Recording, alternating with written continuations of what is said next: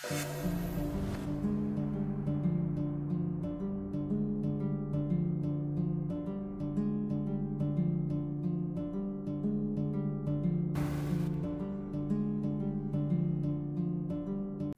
kwentong ito ay nangyari sa Brisbane, isa sa pinakakilalang tourist destination sa Australia. Ang pamilya Singh ay nakatira sa lugar ng Stanford. Sina Vijay o Vic at Shirley Singh ay nagmula sa Indian Hindu family. Noong una ay nakatira sila sa Fiji na kadalasang tinatawag na Mini India na may layong 1,728 miles mula sa Brisbane. Sa Fiji ay may maliit na car spare parts business si Vic na ipinagpatuloy niya kahit na lumipat na sila sa Australia. Ang panganay na anak ng mag-asawa ay si Sonia, 24 years old, kasado at masayang namumuhay kasama ang kanyang mister. Ang pangalawang anak naman nila ay ang 22-year-old na si Nilma. Si Nilma ay nagtatrabaho bilang receptionist sa isang hotel. Ang pangatlong anak nila ay ang 18-year-old na si Kunal at ang nag-iisang lalaki sa kanilang mga anak. At ang bunso nila ay ang 10-year-old na si CD. Ang pamilya Singh ay nakatira sa Trouts Road sa Stafford at sa katabi nila ay nakatira naman ang pamilya Sika na sina Carlo at Anna Marie Sika. Kahit na mag-asawang ito ay orihinal na nagmula sa Naples, Italy, mas pinili naman nilang manirahan sa Australia. Ang pamilya Sika ay nagmamay-ari ng kilalang Italian restaurant sa Stafford. Dahil magkapitbahay naging malapit sa isa't isa ang pamilya Singh at pamilya Sika. Dahil madalas umalis si Vic dahil sa trabaho at wala sa kanilang bahay kaya naman si Carlos ang madalas na tumutulong sa pamilya Singh. Sina Carlo at Anna ay may nag-iisang anak na lalaki na si Massimo o Max, 31 years old. Si Max ay may pagkapasaway at matigas ang ulo. Noong May 2001 matapos ang halos 11 years, umuwi si Max sa kanyang mga magulang sa Australia. Yun ay dahil taong 1990 si Max at ang kanyang mga kaibigan ay napatunayang guilty sa paggawa ng halos 83 crimes. Kasama na doon ang pagnanakaw, pananakit ng ibang tao at damaged public property. Sa isang pagkakataon ay sinunog nila Max at mga kasamahan niya ang lupain papunta sa Brisbane Police Station at sa isang eskwelahan. Gayunpaman noong huling bahagi ng 2001, nalaman ni Vic at Shirley na ang kanilang anak na si Nilma ay nakikipag-date kay Max. Hindi masaya si Vic at Shirley sa relasyon nila Nilma at Max dahil maliban sa 9 na taon ng agwat ng kanilang edad, isa ding diborsyado si Max at may 2 anak sa dating asawa. At nakulong pa ito ng 11 years. Dahil doon ay makailang beses nilang pinagsabihan si Nilma na layuan na si Max. Noong mga oras na yon ay nangako naman si Nilma na iiwasan na niya si Max. Pero wala silang kaalam-alam na palihim pa rin nakikita ang dalawa. February 2002, pinapunta ni Vic si Nilma sa Dubai upang magtrabaho bilang flight attendant sa Emirates Airlines. Pagkarating niya sa Dubai, kaagad na naghanap muna si Nilma ng lugar na matutuluyan at kaagad na tinawagan si Max. Kahit nasa Dubai na, araw-gabi pa rin magkausap sina Nilma at Max. Nung dumating ang bill niya sa telepono, laking gulat niya dahil umabot ito ng halos $1,000 o kulang-kulang 57,000 sa peso. Galit na galit si Vic nung nalaman niya na malaki ang telephone bill ni Nilma. Doon din niya napagtanto na patuloy pa rin ang relasyon ng anak kay Max kahit na lumipat na ito sa Dubai. Nawala na ng tiwala si Vic at Shirley sa anak. Katunayan ay gusto nilang makasal si Nilma sa lalaking sila mismong pumili, gaya na kung paano nila pinili ang naging mister ng panganay nilang anak. Pero gustong magpakasal nila Max at Nilma. March 2002, nagpagawa ng bagong bahay ang pamilya Singh sa Bridgeman Downs, isang suburb sa Brisbane. Noong araw na yon, nasa construction site sina Vic at nakikipag-usap sa kanilang engineer nang bigla na lamang dumating si Max at kinausap si Vic. Ayon kay Max, sobrang mahal namin ang isa't isa ni Nilma at ilang buwan na kaming may relasyon. Gusto ni Nilma na magpakasal sa akin at sigurado ako na magkakaroon kami ng masayang buhay na magkasama. Kaya nandito ako ngayon para humingi ng pahintulot na pakasalan si Nilma. Pero imbis na pumayag ay ininsulto ni Vic si Max. Sinabi niya na magsalita ka lang naaayon sa edad at estado ng buhay mo. Parang gusto kong basagin ang batong ito sa ulo mo ngayon. Sa mga sumunod na araw ay nagawang makumbinsi ni Max si Nilma na bumalik sa Australia sa pamamagitan ng emails at tawag. At ipinangako kay Nilma na tutulungan niya ito makapagtrabaho sa Qantas. isa sa pinakamalaki at pinakaprestihiyosong airlines sa Australia. Nag-alangan pa si Nilma na bumalik dahil alam niya kung gaano kalaking pera ang ginastos ng kanyang ama para lamang maipadala siya sa Dubai. Pero sa kabila ng kanyang takot, nahikayat pa rin siya ni Max na bumalik sa Australia. Iniwan ni Nilma ang lahat sa Dubai at bumalik sa Australia nang hindi alam ng kanyang pamilya. Pagdating ni Nilma sa Brisbane ay sinundo siya ni Max sa airport at dinala sa isa pa nilang bahay sa Bribie Island na may layong 1 oras at kalahati mula sa Stafford. Nanatili ng ilang araw sina Max at Nilma sa nasabing bahay. Pero hindi nagawang maipasok o maihanap ni Max ng trabaho si Nilma. Di nang tagal ay nalaman na ni Vic at Shirley na bumalik na pala ng Brisbane si Nilma at sumama pa ito kay Max. Kaya bilang resulta sa pilitan nilang pinauwi si Nilma sa kanilang bahay at nakatanggap siya ng babala mula sa kanyang pamilya. Noong araw na yon ay nangako ulit si Nilma na puputulin na niya ugnayan niya kay Max. Pero sa pangalawang pagkakataon ay muling sinira ni Nilma ang pangako niya sa kanyang mga magulang at pasikretong nakikipagkita muli kay Max. Ngunit di nagtagal ay unti-unti na rin nagkaroon ng tensyon sa kanilang relasyon. Napansin ni Nilma na masyadong controlling ni Max at mabilis din itong magalit. Madalas din niyang pinagdududahan ng walang rason si Nilma. Marami na rin tinatago si Max at makailang beses na rin niyang pinagbuhatan ng kamay si Nilma. Dahil sa nangyayari sa kanilang relasyon, nakaramdam na ng pagkabigo si Nilma. Nasabi din niya sa isang kaibigan na parang tama nga ang kanyang mga magulang, na sobrang magkaiba sila ni Max at hindi sila bagay sa isa't isa. Dahil sa realizations niya na yon noong February 19, 2003, nakipaghiwalay siya kay Max. Nagulat si Max sa naging desisyon ni Nilma. Makailang beses niya tinawagan at in-email si Nilma at nagmakaawa para magkaayos silang muli. Simula noon ay nagsimula na ring matakot si Nilma kay Max. Kaya naman nagdesisyon siya na i-dokumento ang kada tawag at messages na natatanggap niya mula kay Max sa kanyang diary. Itinago niya ang diary na yon sa kitchen counter ng kanilang bahay. Gayunpaman noong March 6, 2003, may nangyari na nagdala ng matinding kahihiyan sa mga magulang ni Nilma sa kanilang komunidad. Mula sa hindi kilalang email address, may ilang explicit photo si Nilma ang sinend sa kanyang pamilya, mga kamag-anak at mga kaibigan. Ang unang pinaghinalaan nila Nilma at ng kanyang pamilya na may kagagawan ay si Max.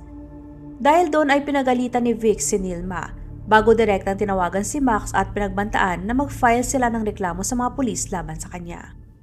Pero maring itinanggi ni Max na siyang may kagagawan noon at sinabi na maring na-hack ang kanyang computer. Sa puntong yon ay naging obsessed na si Max kay Nilma. Kaya niya nagawa yon para sadyang pagbantaan at para makuha muli ang kontrol kay Nilma. Kasunod nun ay tumigil na sa pagsagot si Nilma sa tawag ni Max. At ganon din si Max, tumigil na rin siya sa pagtawag kay Nilma. Pero huling bahagi ng March, muli na namang tumawag si Max kay Nilma. At ginagawa niya yon ng ilang beses sa isang araw. Dahil hindi rin matiis ni Nilma, muli niyang sinagot ang tawag ni Max. Sa kabilang linya ay sinabi ni Max na malapit na siyang mamatay dahil sinabi ng doktor sa kanya na meron siyang terminal brain cancer. Pero ang totoo niyan ay gawa-gawa lang yun ni Max. Isang desperadong galaw para lamang muli siyang kausapin ni Nilma. Maring mahal pa nga ni Nilma si Max kaya hindi niya nakikita ang ganong klaseng kasinungalingan. Kaya bilang resulta, nagsimula na namang makipagkita ng palihim si Nilma kay Max. Sa tuwing sila ay magkasama ay pinapangako ni Nilma na hindi niya iiwanan si Max at magiging maayos ang lahat sa kanila. Dumating ang April 12, 2003. Sa araw na yun ay lumipad mula Brisbane ang mag-asawang Vic at Shirley papuntang Fiji para sa kanilang negosyo at balak na lang manatili doon ng ilang linggo. Dahil wala ang kanyang mga magulang, mas malaya si Nilma na makipagkita kay Max. Sa kasunod na araw, April 13, nag-organisa si Nilma ng prayer ceremony sa kanilang bahay para ipagdasal na pahabain pa ang buhay ni Max. April 20, 2003 at linggo, ang bunso na ni Nilma na si Sidie ay umalis para mag-picnic kasama ang kanyang mga kaibigan sa Mount Cooltha, pero gabi na ito nakabalik sa kanilang bahay. Samantalang si Kunal naman ay inimbitahan sa isang party ng kanyang mga kaibigan, pero dahil masama ang kanyang pakiramdam, hindi siya umalis. Bandang 8:30 ng gabi ka-chat ni Nilma ang kanilang panganay na kapatid na si Sonia sa Messenger. Ang huling message na na-send ni Nilma kay Sonia ay, "Kailangan ko lang umalis, may tao sa pinto." Ang hindi alam ni Sonia na yun ang palang huling pagkakataon na makakatanggap siya ng message mula sa kanyang kapatid. April 22, 2003, bandang 2:30 ng hapon. Si Max ay nakatayo sa labas ng bahay ng pamilya Singh at tinawagan niya ang kanyang mga magulang at sinabi na bilisan niyong pumunta dito. Si Nilma ay pumanaw na. Bandang 2:33 tumawag si Max sa Australia's emergency number. Ilang minuto lamang nakakalipas ay dumating na ang mga pulis. Doon ay naabutan nila ang aso ng pamilya Singh na si Bojo at si Max na nasa labas ng bahay at nakatayo. Sinabi ni Max sa mga pulis na pupunta siya para makipagkita kay Nilma ng 2:20 ng hapon. Pero ayon sa kanya hindi sinasagot ni Nilma ang kanyang cellphone at hindi rin siya pinagbuksan ng pinto. Kaya naman dumaan siya sa pintuan sa likod ng bahay. Dumiretso siya sa first floor kung nasaan ay nandoon ang kwarto ni Nilma. Noon ay napansin niya na may mga mantsa ng dugo sa sahig at narinig niya na nakabukas ang gripo sa banyo ng mag-asawang Vic at Shirley. Noong pinasok niya ang kwarto at banyo ng mag-asawa, nakita niya na ang gripo pala sa bathtub ay nakabukas at may mga tumpok ng kumot sa loob mismo. Noong inalis daw niya ang mga kumot mula sa bathtub ay nakita niya ang kamay ni CD at doon ay nakita din niya ang katawan ni Kunal at Nilma na nakalubog sa tubig. Natulala at nagulat siya sa nakita at nang mahimasmasan ay naghilamos siya sa isa pang banyo bago lumabas at tumawag ng pulis. Matapos may record ang statement ni Max, kinordon ng mga pulis ang kabuuan ng labas ng bahay ng pamilya Singh. Pagkapasok ng mga pulis sa bahay, napansin nila na may tumutulong tubig mula sa kisame ng kusina.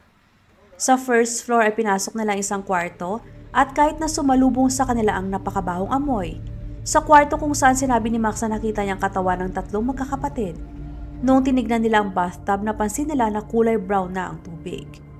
Unang nakita ng pulis ang katawan ni Nilma at katawan ni CD. Pero hindi pa muna nila nakita ang katawan ni Kunal. Nung kinuha na ang katawan ng dalawang babae, doon pa lang nila nakita na nasa ilalim pala nila ang katawan ni Kunal at sobra na itong naaagnas dahil nakalubog ng sobra sa tubig. Kaagad na pinadala sa forensic lab ang katawan ng tatlo. Pero ilang oras nang nakakalipas, nahirapan pa rin ang pathologist na matukoy ang eksaktong oras ng kanilang kamatayan. Ang mainit na tubig mula sa gripo ng bathtub ay ang siyang mas lalong nagpabilis ng pag-agnas ng mga katawan. Gayunpaman sa postmortem report ay ipinagpalagay na ang tatlo ay namatay sa pagitan ng alas 11 ng gabi ng April 20 at alas 7 ng umaga ng April 21. Naniniwala mga forensic expert na ang unang pinatay ay si Nilma. Siya ay pinatay sa kanyang kwarto, may tama siya ng matigas na bagay sa ulo at saka sinakal. Kasunod nun ay pumunta ang suspect sa kwarto ng mag-asawang Vic at Shirley, kung saan ay nandoon si CD na natutulog. Takot si CD sa dilim kaya naman lagi nakabukas ang mga ilaw sa loob ng kwarto habang siya ay natutulog.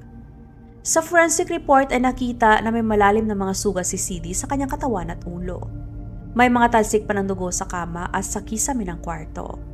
Ang sinunod ng suspect ay si Kunal na may hindi natutulog sa kanyang kwarto. Pinalo si Kunal ng bakal sa katawan at ulo. Kasunod nun ay hinila ng suspect ang katawan ni Kunal at yun ang unang inilagay sa bathtub. Kasunod nun ay si CD at panghuli ay si Nilma na tinakpan ng kumot. Pagkatapos ay binuksan ang gripo ng bathtub at inilagay sa mainit na temperatura. Nung masusing sinuri ng mga pulis ang bahay, na diskubre nila na walang nawawala o ninakaw sa bahay. Ang mga pera, alahas, cellphones at computers ay nandun pa rin. Pero ang diary ni Nilma na madalas na nakatago sa kitchen counter ay nawawala. At ang lakit na pagmamayari ni Nilma na may litrato nila ni Max ay hindi rin mahanap. Noong pinuntahan nila ang garahe, nakita nila na may mga dugo ang garden fork na nasa likod ng barbecue machine. Noong sinuri ay nakita nila na may DNA ng tatlong biktima ang nasabing tools. Ibig sabihin, yun ang ginamit sa pagpatay sa kanila. Pero hindi nakakita ng kahit na isang fingerprint ng suspect sa garden fork. Maaring gumamit ng gloves ang suspect o masusing nilinis ang handle ng garden fork para walang maiwang fingerprint. Ang pinagtataka din ng mga pulis, nasa laki ng bahay wala silang nakita ni isang fingerprint ni Max. Napaka-imposible yon dahil makailang beses na nakapunta si Max sa bahay ng pamilya Singh at nakapasok na rin siya sa kwarto ni Nilma at katunayang nahiga pa sa kama ni Nilma ng ilang oras. April 25, 2003, dinala ng mga detectives si Max sa bahay ng pamilya Singh suot ang forensic bodysuit. Ipinakita ni Max kung paano niya unang nakita ang katawan ng tatlo. May 14, 2003, libing ng tatlong magkapatid.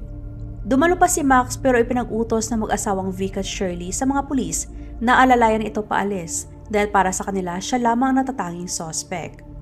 Sa puntong yon, wala ring duda ang mga pulis na si Max nga ang pumatay sa magkapatid. Kaya naman pagkatapos ng libing, nagsimula na silang manguha ng mga ebidensya laban kay Max. Walang kapaguran na nagtrabaho ang Queensland Police. Nadiskubre nila na may dalawang computer si Max. Ang isa ay nasa bahay nila mismo at ang isa ay nasa Bribie Island. Nalaman ng mga pulis na gabi ng April 21, 2003, ilang oras bago nadiskubre ang katawan ng magkapatid, maraming binura na files si Max mula sa kanyang computer.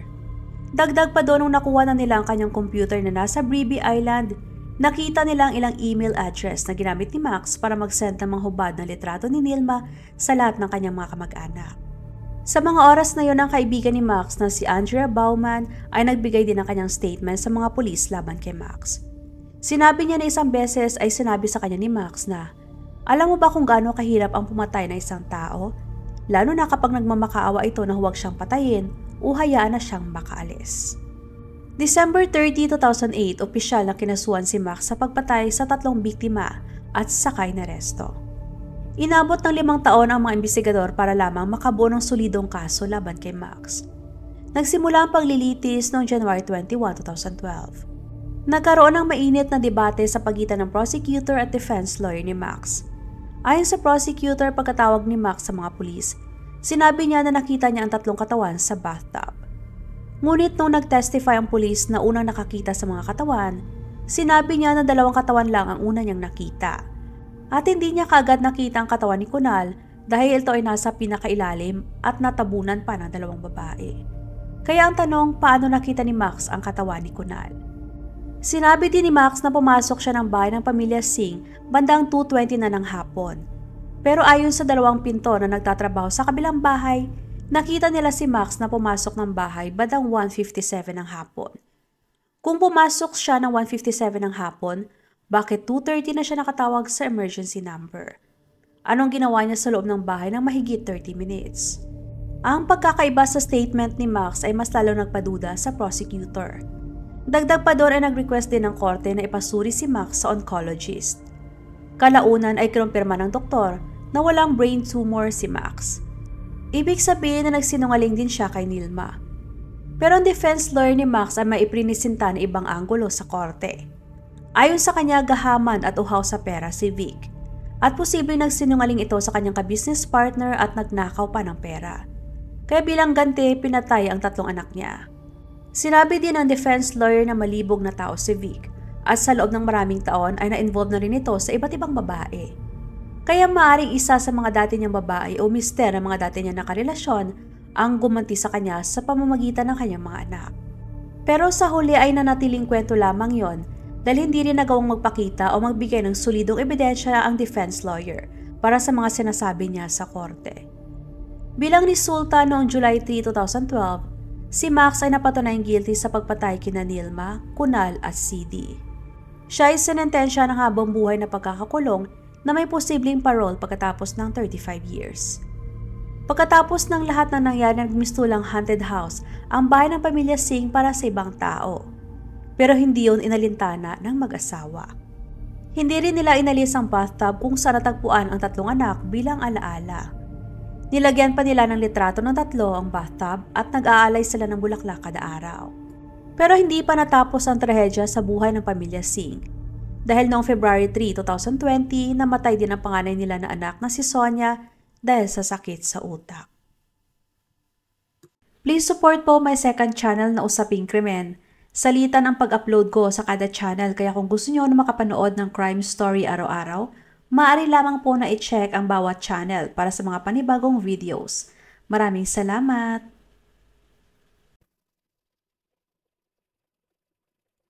Huwag mag-atubiling ibahagi inyong mga saloobin at komento. And please huwag kalimutang mag-like and subscribe sa aking channel kung hindi mo pa nagagawa. Magkita-kita tayo ulit sa aking susunod na video. Maraming salamat!